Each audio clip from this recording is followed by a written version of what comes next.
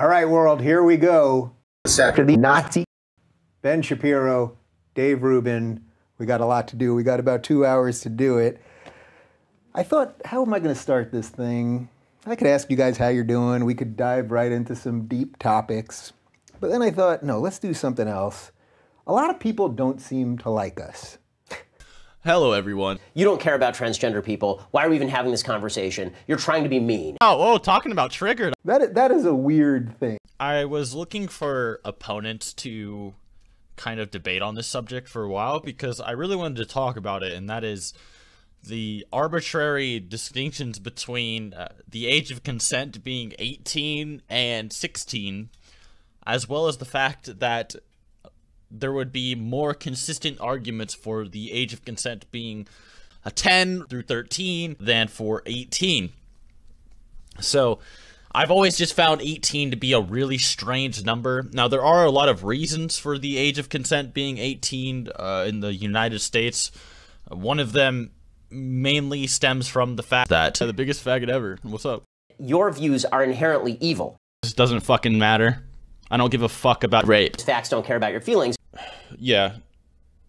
I'm really going into this blind, so I did child porn. I can do this. Come on, Seth. Ugh, man. What I'm going to argue is that what you just said is fundamentally unchristian. Because moral means what I find individually right and wrong. So, like, obviously for me, you can't prove that it's wrong for me, right? As an individual, it's impossible for you to say it's wrong for me to do. You're not welcome in the conversation because you're unsympathetic. These pseudo-intellectuals don't have anything on me, don't worry. You're not that important as a human. And so in order for you to be important, you actually do something important.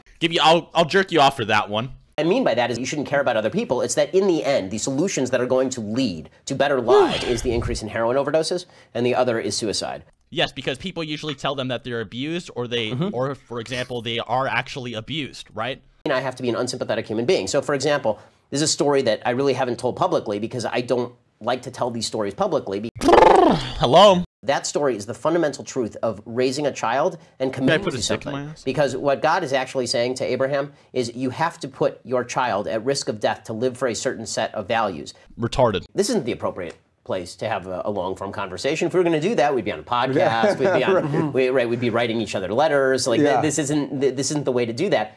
And even when I'm discussing with my peers, even when I'm talking with people on the left who I talk with on the phone, instead of having a conversation on Twitter about the topic, I will pick up the phone and call them and have the conversation because you can't have a good conversation on Twitter. How much of this is connected to one of the things that you've brought up in many of the lectures, which is that we're just getting information so much faster right now. So the argument's going to be why it isn't inherently immoral in and of itself for me to forcibly penetrate and kill an animal.